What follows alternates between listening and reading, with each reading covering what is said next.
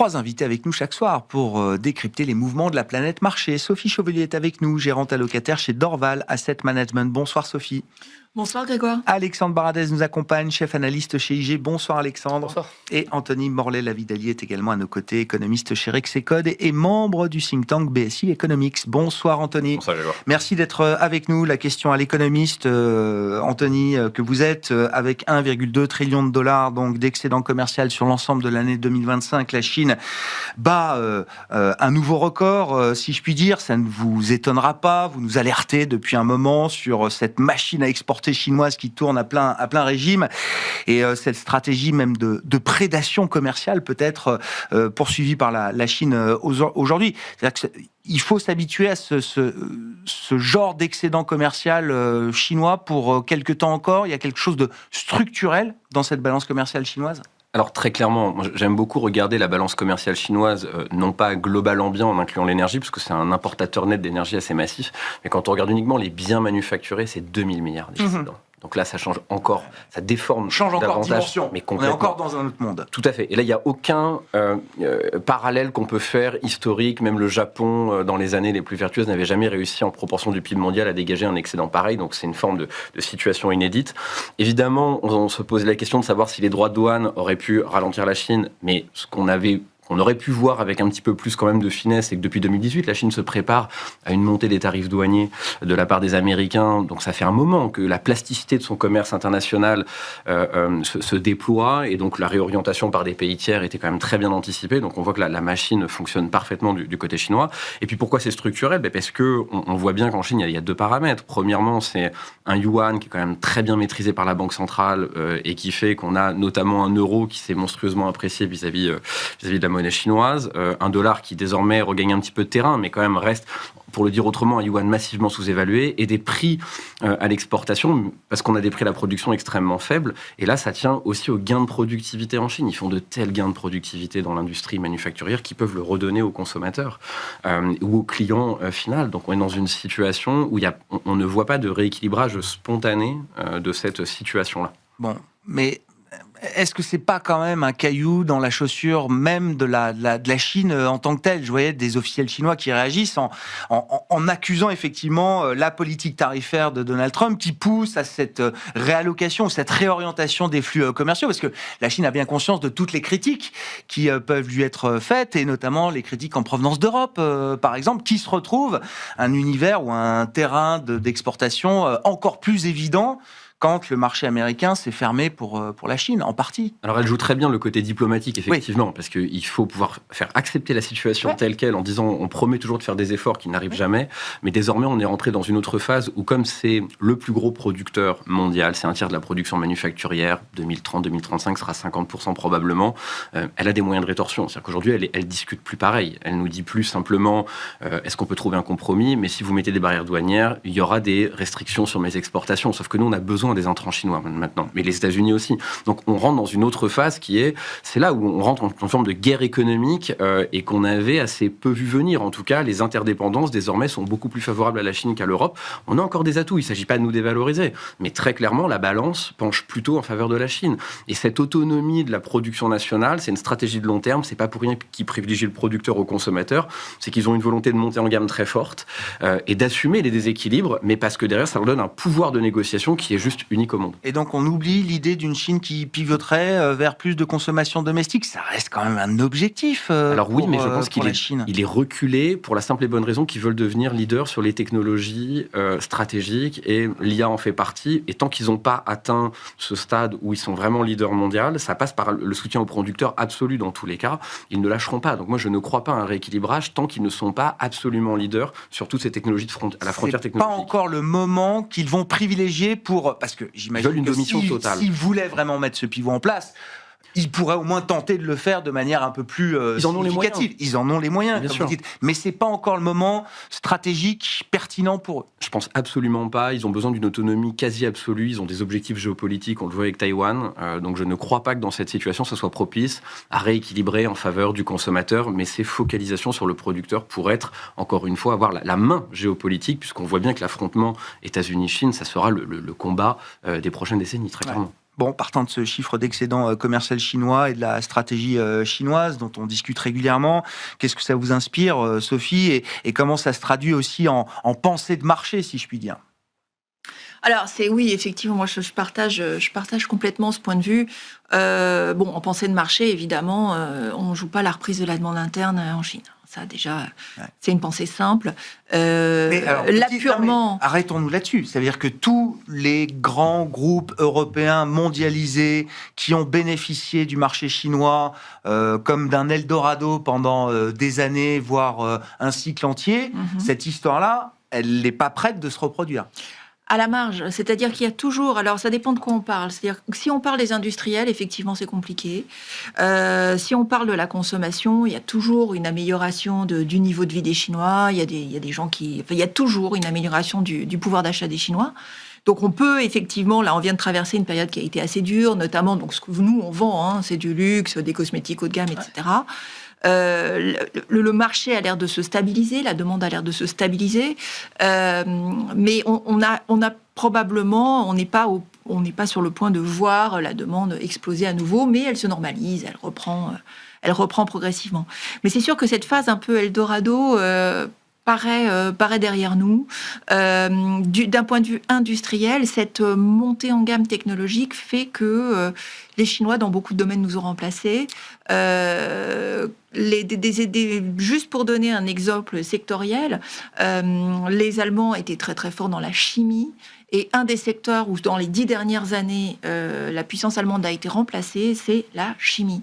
C'est un des secteurs qui a été développé le plus récemment par les Chinois, où ils sont devenus extrêmement compétitifs. Il y a maintenant une surproduction et c'est eux qui font les prix. Et on voit effectivement qu'en plus, avec le choc énergétique qu'on a connu, puisque l'énergie est un intrant important dans la chimie, les industriels européens ont vraiment perdu leur part de marché et ne peuvent plus croître en Chine, de toute façon, puisque la production locale, avec des acteurs locaux, a explosé. Donc oui, la Chine n'est plus un Eldorado pour les industriels européens, il n'est plus un Eldorado non plus pour Mercedes, etc. Ouais. Sans citer de nom. Mais donc l'automobile aussi, c'est devenu un sujet compliqué. Oui, c'est quelque chose qui a beaucoup changé. Donc, ramener ça en pensée de marché, c'est vrai que c'est un vent contraire pour les exportateurs européens très exposés à la demande chinoise. On ne voit pas d'amélioration très nette de ce point de vue-là. Au bémol près, peut-être de la conso, qui se stabilise, qui va un petit peu mieux, mais sans être explosive, mais plus parce qu'il y a de plus en plus de personnes éligibles, entre guillemets, donc on continue à avoir ça. Bon, mais ça veut dire que pour des groupes européens, si vous avez un concurrent chinois en face de vous sur le marché chinois, c'est terminé, quoi.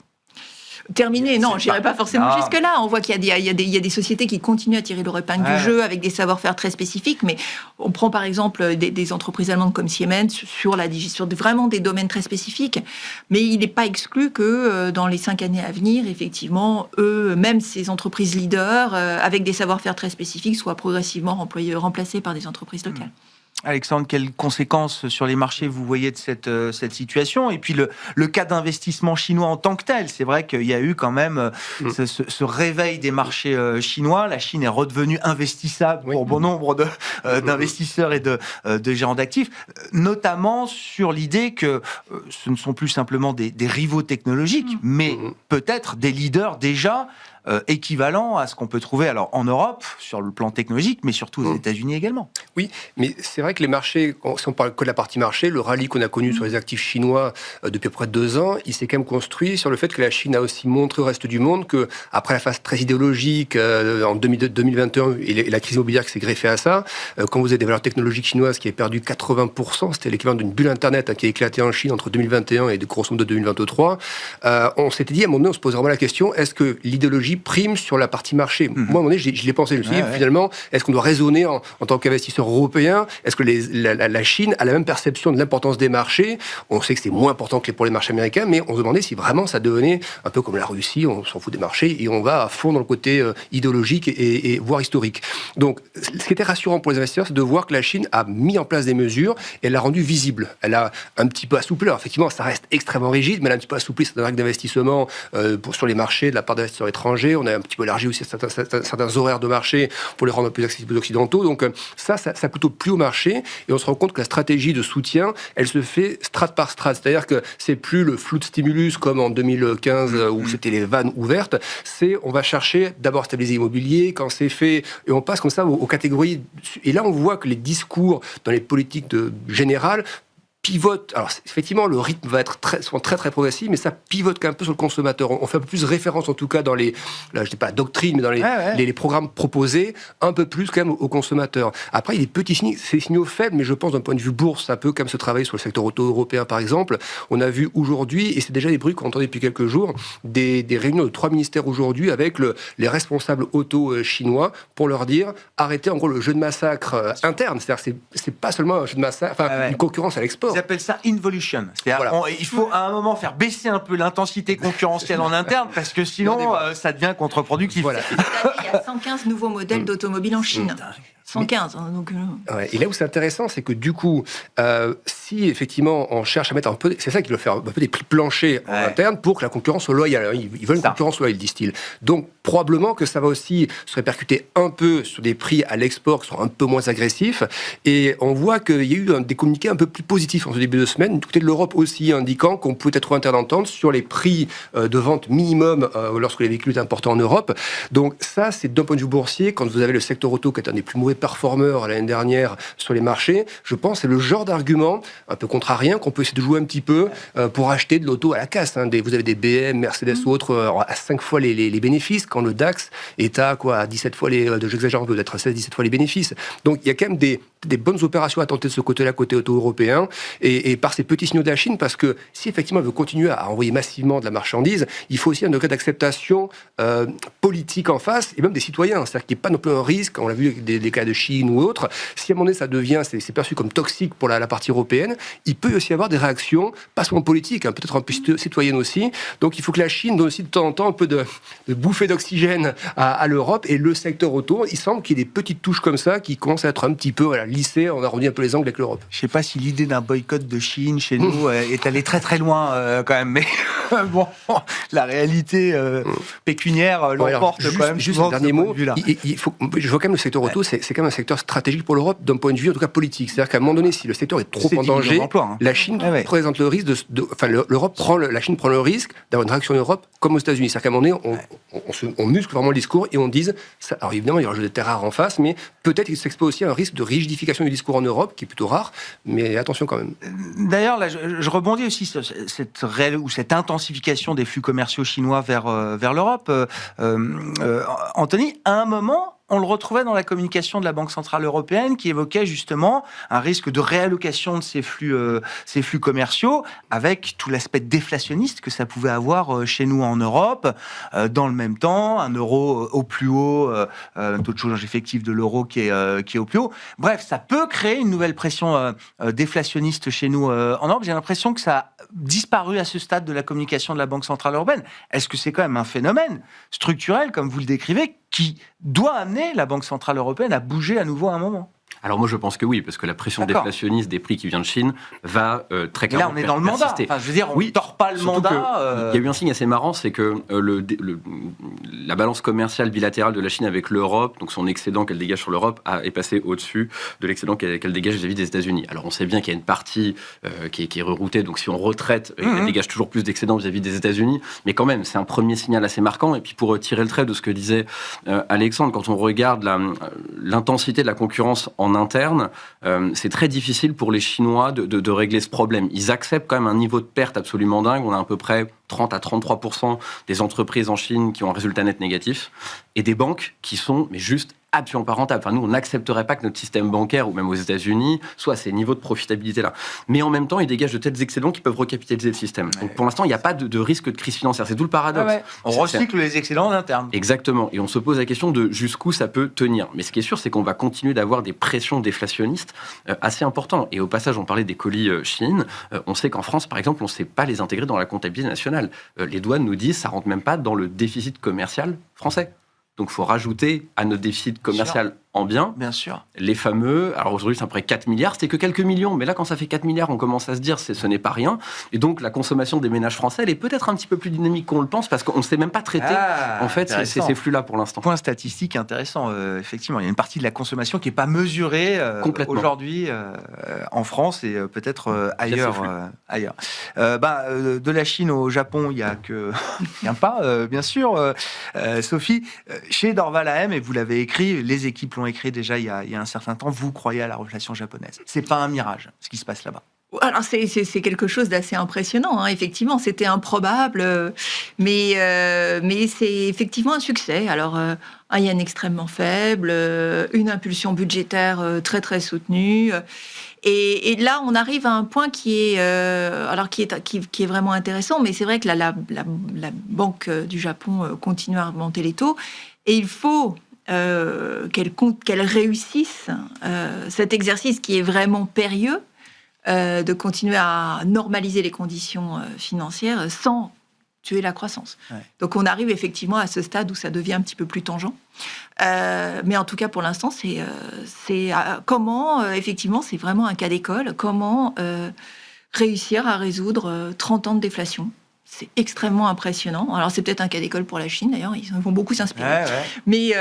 Mais effectivement, c'est quelque chose d'assez impressionnant. Et l'arrivée de Sanae Takaichi au pouvoir, donc avec la tentation, visiblement, de provoquer de nouvelles élections fortes d'un capital politique. Alors, sur elle, sur le gouvernement, qui est stellaire, à plus de 70%, je crois, de taux d'approbation.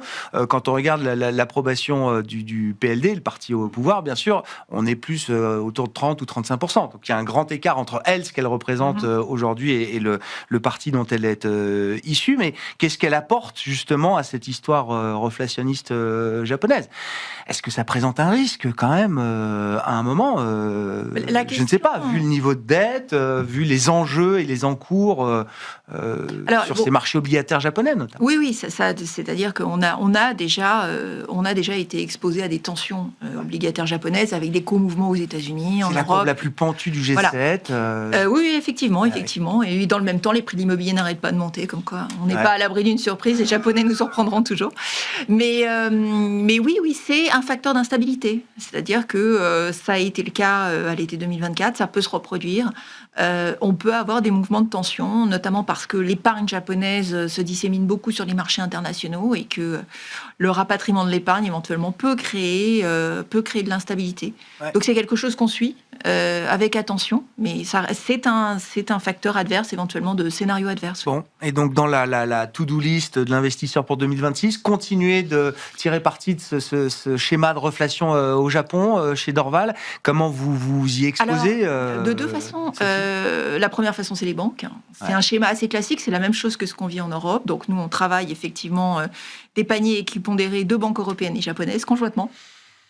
Qui ont à peu près les mêmes caractéristiques, c'est-à-dire un retour à la rentabilité. La même thèse d'investissement pour vous. Absolument, un retour à la rentabilité après des années de contraintes sur les capitaux, de recapitalisation, de taux d'intérêt sur les prêts qui étaient négatifs, etc. Donc les banques japonaises regagnent de l'argent, payent des dividendes, etc. Donc ça, c'est retour à bonne fortune.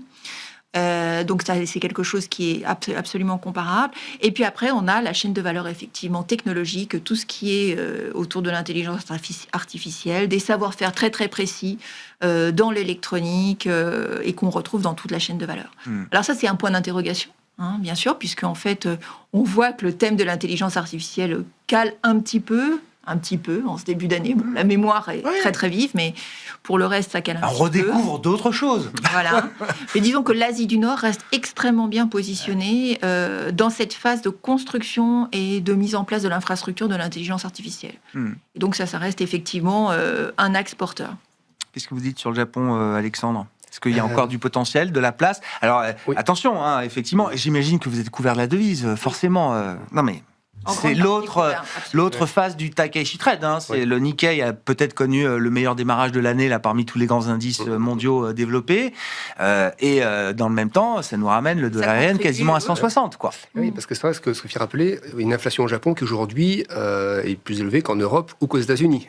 Si on disait ça il y a 10 ans, qui aurait mis une pièce là-dessus? Donc on a une inflation de 3%, des salaires qui progressent aussi fortement. Donc on est à 0,75, je crois, sur les taux de la Banque du Japon. Il y y a de la marge pour relever un petit peu les taux. Enfin, il y a de la marge pour la Banque du Japon. D'un point de vue des opérations purement financières, on avait eu, alors je pense que ça avait purgé une grosse partie ça avait normalisé une partie des accès sur le carry trade. C'est le gros orage qu'on a vu à l'été 2024, 30% de baisse en ligne droite pour le Nikkei. C'était, voilà, on avait vraiment évacué une bonne partie du carry trade à ce moment-là, mais pour autant, tout n'avait pas été soldé non plus. Ça veut dire que plus la BOJ va relever les taux, et plus en face, effectivement, moi je mettrais bien une pièce sur le fait que la BCE puisse encore aller un peu plus bas cette année sur ses taux, et probablement la Fed aussi. On réduit du coup les écarts de rendement. Taux, ouais. Donc, ça, il pourrait y avoir quelques répliques de ça, moins violentes que celles qu'on avait eues en 2024. Mais on a quand même un rallye, il faut bien se rendre compte que c'est un peu l'image qu'on a vu sur les marchés américains. C'est qu'il y avait l'énorme trou d'air, il y avait le carry trade, puis le trou d'air ensuite lié au tarif de Trump, qui avait aussi été un trou d'air de plus de 20% sur le Nikkei, et le rallye qui a suivi s'est fait en ligne droite. Et on a réellement consolidé un mois et demi, avant de remarquer de nouveaux records depuis quelques jours. Ça va être un peu vite, dans la même idée qu'on pourrait penser ça du Nasdaq ou du S&P, et donc besoin à un moment donné de... Voilà, pas de relâcher 30 ou 40, mais de faire des pauses, voilà, un marché. Le Nikkei, c'est très bien le faire, ça. Vous regardez sur des cycles longs, c'est un peu comme sur les métaux ou autres, on est habitué maintenant à des rallyes verticaux depuis plusieurs mois, mais ne pas oublier qu'il y a eu beaucoup de phases, on peut rester des trimestres et des trimestres, ou des années, sans rien sous faire. Les sommets, mais qui ne sont pas des baisses non plus, des phases très latérales. Et je pense que ça, c'est le genre de choses qu'on pourra avoir, cette phase un peu de normalisation de la politique monétaire, parce qu'il y a aussi plein d'enjeux sur la question du stock d'ETF. Voilà, BOJ, il faut rappeler, contrairement à la BCE ou la Fed, elle a acheté pendant des années, elle a stocké, c'était une des plus grosses acheteuses d'ETF Nikkei 225. Plus de la moitié du marché. Voilà, c'est comme si la BCE avait acheté du CAC 40 ou des DAX. Voilà, c'est un peu lunaire, mais elle a un stock énorme. Elle ne va pas y toucher du jour au lendemain, mais dans une idée qu'elle puisse un peu normaliser quand même son bilan, il y a les obligations japonaises et peut-être un peu les actions qui seraient peut-être ponctuellement un petit peu relâchées s'il y a besoin. Bon, puisqu'on parle de bilan de banque centrale, parlons aussi du bilan des États de manière générale. Non, mais pour l'instant, le marché est quand même resté assez bienveillant avec les niveaux d'endettement qui sont proposés par les gouvernants, avec des politiques d'investissement budgétaires, fiscales, qui sont tournées vers l'investissement. Et l'investissement connaît une belle croissance un peu partout dans le monde. Anthony, je parle sous votre contrôle. Est-ce que le sujet de la dette redevient un sujet de 2026 ou est-ce qu'on peut passer encore à travers, j'ai envie de dire, des rendez-vous compliqués pour cette année 2026 ? Je pense qu'il va falloir surveiller les taux longs. Simple raison, c'est que le Japon, on nous promet quand même une politique budgétaire sacrément plus accommodante. En tout cas, c'est pas pour rien qu'elle est quand même très populaire. C'est qu'elle est quand même policy mix qui, au fond, les vannes sont ouvertes. Donc bon, c'est difficile de pas avoir une forte popularité. Je veux dire, tout le monde peut le faire. En France, on est bien placé pour le savoir. Même si des fois le résultat attendu n'est pas toujours. C'est comme l'affaire. À un moment, il y a. mais on finit par s'adapter et à s'habituer. Donc le premier point, c'est que le Japon va probablement avoir besoin de son épargne pour financer davantage son déficit public. Ouais. La Chine, on est sur des niveaux de déficit public à peu près comparables à ce qu'on voit aux États-Unis, c'est-à-dire des niveaux de déficit très élevés. Et puis en Europe, certains pays, alors on a l'Allemagne qui va remettre quand même 20% de plus d'émissions de dette cette année que l'année passée, et puis la France qui a des besoins de financement très importants. Dans ces conditions, c'est souvent les pays qui ont besoin de financement extérieur qui sont exposés. Évidemment, il y a les États-Unis, ça c'est un peu l'éléphant dans le magasin de porcelaine. La question, c'est pour l'instant, ils aspirent toujours l'épargne mondiale, et hors gros coup de chaud sur le dollar, on n'a pas le sentiment qu'on soit quand même au bord d'une... Ça peut se tendre un peu, mais bon, ça sera... Je pense que ça va mettre du temps avant de se cristalliser. Par contre, pour certains plus petits pays, évidemment, je pense au nôtre, à la France... Il faut surveiller, parce que si tout le monde a besoin... Enfin, les pays qui, normalement, recyclent des excédents dans le reste du monde, les absorbent pour partie, et puis que les États-Unis continuent à être une espèce de gouffre épargne mondiale, ça va poser question. En tout cas, ça se refinancera, mais probablement sur des niveaux de taux un peu plus élevés. Donc, je serais prudent, parce que je pense qu'on n'est pas à l'abri de voir des tensions. Et puis, quand on parle de la France, mais c'est vrai d'autres pays, il y a toujours les élections qui ont tendance à mettre un peu de pression sur les spreads. Et nous, en 2027, il ne faut pas rêver. À l'approche des élections, on aura du stress financier. Pour un tour de tension, bien sûr. C'est très très clair. Pour l'instant, les spreads en Europe sont quand même très resserrés. Donc on voit qu'il n'y a pas de sujet de fragmentation de la zone euro. C'est déjà pas mal parce que là, sinon, il y aurait de quoi s'inquiéter. Mais je pense que la dette publique, ça reste au niveau mondial un sujet. Pas au bord du précipice, mais ça se regardera quand même sur les taux longs sur l'année qui vient. Bon, comment vous regardez effectivement les enjeux obligataires du coup pour cette année 2026, Sophie? Est-ce que le marché a quand même réussi à mettre un prix là où il fallait le mettre sur le risque, les niveaux d'endettement, enfin la bonne prime de risque qui permet aux investisseurs de reprendre un peu de duration, comme on dit, ou est-ce que vous préférez encore rester à l'écart de cette idée-là? Non, tout à fait. Nous, en 2025, on a commencé à revenir sur la duration et pour des raisons qui sont liées aussi à à l'allocation d'actifs. C'est-à-dire que les obligations ont retrouvé une décorrélation vis-à-vis des actions. Donc, en termes de construction de portefeuille, ça présente un intérêt. Et puis, la rémunération, en termes réels, elle est aujourd'hui sur des niveaux qui est beaucoup plus attractifs. On parle de la dette américaine. Effectivement, on a un taux réel aux alentours de 2,5%. On est sur des niveaux qui sont, entre guillemets, confortables, hors dislocation. On n'est pas en train de parler de scénario à catastrophe où il y a une énorme crise de confiance, sur les États-Unis. Vraiment, là, une remise en question de les États-Unis terre investissable. Si on sort de ce scénario-là, qui est vraiment un scénario adverse, non, on a une rémunération aujourd'hui qui est confortable, enfin qui est plus confortable sur les obligations. Donc de ce point de vue-là, on a réintégré effectivement les obligations dans nos allocations. Pas complètement, mais on a réintégré les obligations. Mais c'est vrai que pour nous, les taux longs, c'est quelque chose qu'on va suivre avec attention, je suis d'accord, parce que c'est vraiment le scénario de déstabilisation. On vient d'en parler avant avec la question japonaise, les effets de contagion. C'est un marché qui est très propice aux effets de contagion entre les différentes zones. Il y a des co-mouvements qui peuvent être assez forts entre les différentes zones. Et donc, on ne sait pas exactement d'où pourrait venir la déstabilisation, mais ça fait partie... il y a 2 grands scénarios adverses aujourd'hui. Le consensus, tout le monde est d'accord, l'économie, elle va bien, quoi. Donc là, ça y est, ça s'est plié. Mais à côté de ça, on peut être déçu sur quoi ? On peut être déçu sur la croissance. Peut-être qu'effectivement, le taux de chômage se détériore un peu plus. Ça ne prend pas le chemin, mais voilà. Donc ça pourrait être un sujet de déception. Dans ce cas-là, on achète les obliques. Ouais. Voilà. Et puis, de l'autre côté, on a la déstabilisation. Et dans ce cas-là, on les vend. Bon. Ouais. Voilà. Oui, donc on est 2 scénarios opposés, du coup, de risques opposés, oui, effectivement. Voilà, donc on est un peu entre 2 eaux, mais disons que nous, dans nos scénarios, on est quand même un petit peu plus inquiet. Enfin, en scénario adverse, on voit quand même un petit peu plus le risque déception que le risque déstabilisation. D'accord. Bon, donc en termes de construction de portefeuille, on va être un petit peu plus... S'il faut classifier les risques, pour vous, c'est quand même celui de voir les taux longs baisser à un moment avec une déception sur la croissance. Avec une déception sur la croissance, plutôt qu'une déstabilisation violente du système financier. Ouais. Bon, alors du coup, vous les voyez plutôt monter ou baisser les taux longs cette année, Alexandre ? Moi, je dirais plutôt... Alors, sur la partie européenne, le sentiment, quand on voit de l'inflation en France qui est nettement en dessous des objectifs de la BCE, alors la BCE, elle le fait pour le bloc, on est bien d'accord, mais si elle baisse un peu les taux, l'Allemagne, je pense, ne serait pas contre non plus pour stimuler un peu. Au moins, en plus, il y a ce boost budgétaire, donc il y a quand même la dette à placer en Allemagne malgré tout. Donc, je verrais quand même plutôt de la probabilité, on peut se tromper évidemment, mais qu'il y a plutôt des taux un peu plus souples côté BCE, du coup, qui tirent un petit peu les taux longs à la baisse côté Europe.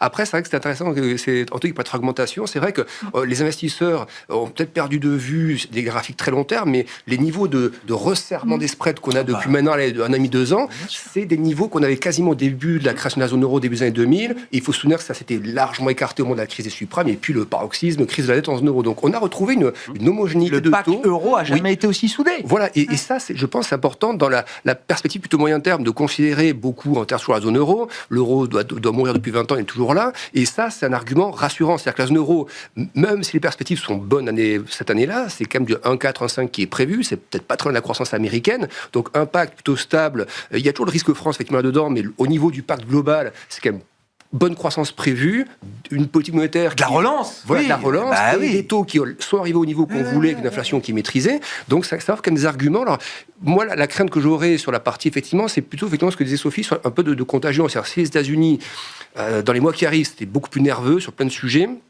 Historiquement, quand c'est nerveux côté États-Unis, l'Europe peut baisser. Mais dans ce cas-là, je veux vraiment un scénario de base où les actions, par exemple européennes, baisseraient moins que les actions américaines. Je pense vraiment, et typiquement ces derniers jours, on le voit d'ailleurs. C'est un échantillon de 3 jours, mais on voit que la partie européenne tient mieux que la partie américaine sur les actions.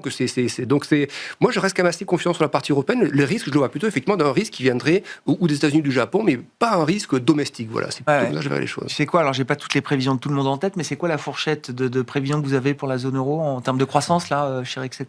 On est un tout petit peu en dessous du consensus quand même, donc un peu au-dessus de 1% pour l'ensemble de la zone euro, avec une France qui serait en régime de croisière, on est autour de 1, c'est-à-dire ça fait 3 ans maintenant qu'on tourne sur notre croissance potentielle ou pas très loin.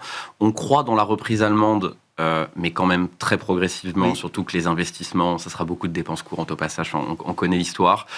En Espagne, faut pas oublier qu'en fait, on a une croissance certes du PIB assez dynamique, mais quand on le rapporte par la population en âge de travailler, en fait, ils surperforment pas la France, donc c'est juste une histoire, il y a plus de monde qui travaille, mais par tête, ils sont pas plus riches, donc ça, c'est un vrai sujet. Faut pas surestimer, je pense, la bonne santé de l'économie espagnole. Par exemple, les gains de productivité sont toujours très déprimés, et puis l'Italie, oui, il y a eu les fonds Next Gen EU qui ont boosté, mais les fondamentaux italiens sont toujours toujours pas très bon. Donc on a quand même une zone euro qui objectivement peut pas délivrer des merveilles. Hein. Ça, je pense, faut être.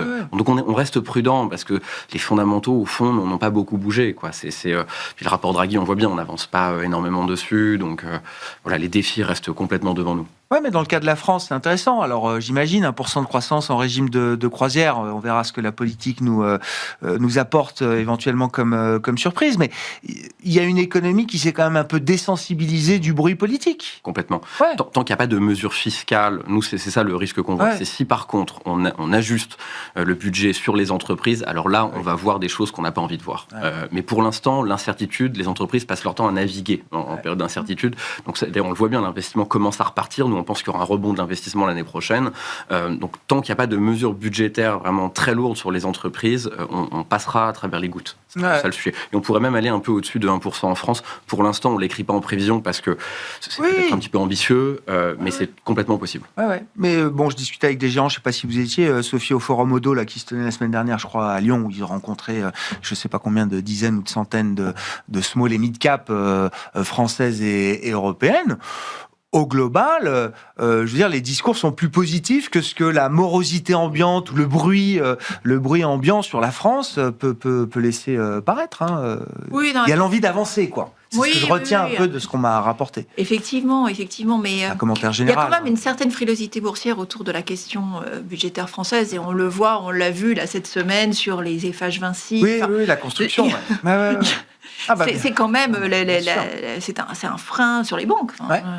C'est un frein majeur à la revalorisation des actions françaises. La macro ne suffit pas à rassurer. Non, c'est absolument. clair. Mais pour l'instant, elle tient. Le flou politique a son impact et génère une prime de risque substantielle en fait sur les secteurs qui sont très corrélés à la France. Alors, il y a un sujet politique et budgétaire peut-être spécifique à la France, quoique d'autres pays sont dans cette situation également. Mais ça me fait rebondir également sur... alors, on a beaucoup parlé du secteur de la défense. Il faut avoir du secteur de la défense sur le plan boursier. Mais Alexandre, vous avez suivi comme moi, forcément, dans l'hyperactivisme trumpien de ce début d'année. On essaye de suivre à peu près tout. Mais il y a eu ces quelques mots sur la défense. C'est-à-dire le bâton, on va limiter les dividendes, les retours aux actionnaires, les rachats d'actions, les salaires démesurés au-delà de 5 millions pour les managements de ces groupes de défense qui vivent de la commande publique. Alors après, on annonce évidemment que la commande publique, elle va exploser. Donc tout se remet à niveau, j'allais dire, sur le plan boursier. Mais en Europe, je veux dire, le schéma d'une commande publique qui explose et qui vient nourrir les résultats et la croissance des chiffres d'affaires et des carnets de commandes de ces groupes de défense, il existe de la même manière. Oui, et sachant qu'en plus... Donc la tentation d'aller à un moment contrôler l'allocation des cash flows, elle va être très grande. Oui, mais sur le secteur de la défense en Europe, on a une visibilité sur 10 ans avec le plan ReArm. Donc ça, c'est intéressant aussi. C'est-à-dire qu'effectivement, l'Allemagne va aller pianissimo à son rythme, etc. Mais on sait que ça va quand même se faire. C'est vrai on s'est réveillé, même si effectivement, on va toujours à un rythme qui est trop lent pour tout le monde. Mais déjà, les questions de santé post-Covid, on a un petit peu réagi par rapport à ça en termes de questions de souveraineté. Là, évidemment, après l'invasion de l'Ukraine, on réagit aussi un petit peu sur le secteur de la défense. On va quand même sur ce secteur. Il y a quelques subventions à l'échelle européenne sur la partie tech, IA également. Donc, il y a quand même il y a des allocations qui se font. Moi, je crois, c'est pour ça que je pense à la défense. Si on se pose la question après des x2, x3, c'est une valeur x4, faut-il tout vendre? On voit qu'il y a un schéma qui s'est mis en place depuis quelques mois, c'est de la consolidation. Ce qui est typique des phases où le marché ne veut pas tout revendre. Et donc, ça veut dire que beaucoup d'investisseurs considèrent que c'est pas une bulle, et j'en fais partie. Et tous les creux qu'on a eu sur Rheinmetall ou autre, les beaux creux de 10, 15, 20%, c'est plutôt buy the dip que vendez tout. Donc voilà, ça fait partie du secteur. Et plus largement, le secteur industriel européen, on voit que certains indices, notamment en Allemagne, des PMI manufacturiers, toujours contracté, mais ça retend un peu plus vers les 50. On sent qu'on n'est pas loin de repasser un point d'expansion. Donc il y a des secteurs comme ça où je pense que l'industrie européenne au sens large, même hors défense, moi je mets une pièce dessus et je mettrai une pièce en parallèle de tous les métaux industriels ou autres. Il y a des patterns de reprise qui sont en train de se mettre en place. Bon, allez, il nous reste 5 minutes pour parler de la Fed, Alexandre. Donc quand on voit les 3 anciens présidents de banque centrale américaine encore vivants signer un texte commun, quand on voit les présidents, secrétaire au Trésor, quand on voit les présidents et les gouverneurs de banque centrale en Europe apporter leur soutien les uns après les autres, on se dit que l'heure est grave. Oui, oui, parce qu'on pensait qu'il y avait un peu de cinéma depuis quelques mois. On pensait que ça avait été un peu évacué, considérant qu'on approchait du terme du mandat. C'était le théâtre auquel il fallait s'habituer. Exactement. Ouais. Et on rend compte que le push qu'il y a eu là, alors c'est le département de la justice, mais probablement un téléguidé d'un point de vue politique, ça s'inscrit dans une poussée beaucoup plus globale à destination des consommateurs. Affordability, un pouvoir d'achat, tout repose là-dessus. On dit qu'il faut que les institutionnels arrêtent d'acheter les maisons individuelles, même s'ils n'ont que moins de 1% du pas ou 2%, que c'est pas eux qui font bouger le marché. Sur les cartes de crédit, visiblement, là, on touche à quelque chose d'un peu plus important. C'est un marché de plus d'1 trillion de dollars. Oui. Et c'est beaucoup de ressources pour les banques, beaucoup de résultats et de marges. Et c'est là quand on dit le public secteur bancaire, il a surperformé en Europe depuis 2 ans, mais il a aussi très bien marché aux États-Unis. Et typiquement, ce genre de situation pour un investisseur qui était long sur les banques américaines depuis quelques temps, si on s'interroge un peu sur la croissance, 2% prévu, c'est pas non plus délirant pour 2026, et qu'il y a quelques secousses comme ça d'instabilité sur les décisions politiques vis-à-vis des banques, ça peut sur des titres qui sont bien valorisés au niveau bancaire aux États-Unis. Là, effectivement, c'est dans les quelques dizaines de milliards de profits là-dessus, et les valos sont plus tout justifiés. Donc, c'est là qu'on trouve tous ces thèmes de valorisation, à quelle vitesse le marché peut réévaluer, même si c'est doucement pour l'instant, mais il peut réévaluer la question des valorisations. Donc, je dirais que le push contre Powell, il s'inscrit, il faut désigner un ennemi du pouvoir d'achat à cause des taux trop élevés de crédit, etc. C'est Jérôme Powell, jetez-lui des cailloux, et en gros, il y a une espèce de un peu populisme là-dedans, mais ça s'inscrit dans un schéma beaucoup plus large. Alors, c'est un peu surprenant parce qu'on voit quand même que les derniers chiffres de consommation sont pas mauvais. On a parlé là cet après-midi, ça tient quand même. Donc, c'est le mois de novembre, avant les fêtes, effectivement. Oui, c'est vrai que les enquêtes restent très déprimées. Par contre, les enquêtes et tout ce qui touche à l'emploi dans les enquêtes, au prix perçu ou autre, on l'a encore vu sur le Michigan, même le Conference Board. Et donc, il y a quand même peut-être des signaux un peu avancés que ça peut effectivement freiner. Donc, l'administration Trump le voit probablement. Et il y a aussi la question des chèques de $2000 qu'il avait laissé entendre il y a quelques temps. Ça peut être bien perçu pour le pouvoir d'achat, mais attention, on va parler à l'aspect budgétaire, parce que si la cagnotte des droits de douane qui ça va réduire un peu le déficit, on la réalloue, c'est peut-être pas la musique sur le front obligataire pour les questions d'endettement, des montants à lever de dette ou autre. Donc il y a des avantages consommation, il y a peut-être des désavantages côté obligataire. Voilà. Donc, surtout qu'elle a déjà servi plusieurs fois la cagnotte des tarifs dans la tête de Trump, en tout cas. Donc, et on verra d'ailleurs ce qui reste de cette cagnotte quand la Cour suprême américaine rendra sa décision sur la base légale d'une grande partie des tarifs Trump, et notamment les tarifs réciproques. Sur la Fed, dans quelle mesure c'est grave ? Si le marché vraiment pensait que la Fed est en train de capituler face au pouvoir politique, je ne sais pas, on aurait des break-even d'inflation qui s'envoleraient, par exemple, Sophie. Ce n'est pas le cas du tout. Logiquement, enfin en tout cas, si ça crée une défiance tellement forte qu'il y avait un mouvement massif de vente des obligations américaines, oui. On n'en est clairement pas là aujourd'hui. Par contre, c'est quand même un pilier, l'indépendance de la Fed. C'est quand même quelque chose d'extrêmement important. L'indépendance des banques centrales, on a déjà eu, si les banques centrales sont devenues indépendantes, c'est bien parce que la chose politique et la gestion monétaire... On parlait du Japon, on n'a pas parlé du Royaume-Uni, mais on pourrait en parler. Quand même. Enfin, je pense pas. Oui. Je me tourne vers notre Non, mais c'est un débat philosophique après. Non, quand même. Et en tout cas, il y a toujours une croyance. Oui, c'est ça. Et cette croyance assure une certaine stabilité. À la fin de la journée, s'il faut être indépendant, on a les moyens d'être encore indépendant. Exactement. Et ça contribue à la stabilité et à la crédibilité aussi du dollar. Ouais. C'est-à-dire que là, effectivement, si on attaque plus directement cette question-là, on tombe effectivement dans le scénario de déstabilisation, mais pour de vrai. Vos commentaires là-dessus, et puis une petite remarque personnelle. La BCE met en avant l'argument de son indépendance pour expliquer aussi pourquoi aujourd'hui elle estime qu'elle n'a pas besoin d'en faire plus.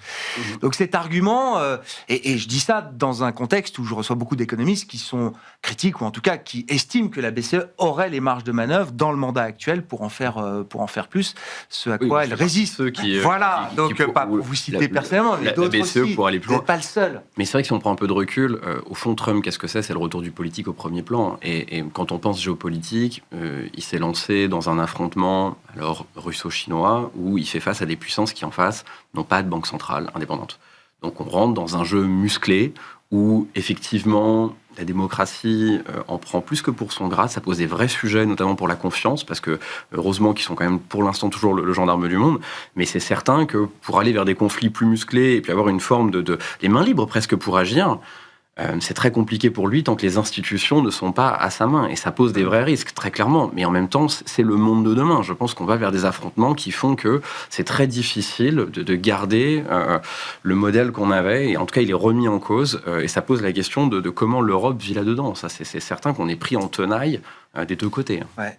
Mais on essaye de préserver quelque chose quand même, non? Enfin, c'est ce que Oui, je me dis. c'est ce qui me fait extrêmement peur. Tordre les institutions, vandaliser les institutions, même si c'est pour des objectifs qui peuvent être louables et servir complètement pourquoi pas l'intérêt général. On essaye de préserver un truc un peu plus bien respirable. Quoi. Et on a beaucoup de mal à montrer que c'est une voie de prospérité et qui est efficace. Enfin, on est quand même une colonie industrielle de la Chine maintenant, une colonie numérique des États-Unis. C'est très très dur. On aimerait pouvoir montrer une voie et on a beaucoup de difficultés. Alors espérons qu'on va la trouver.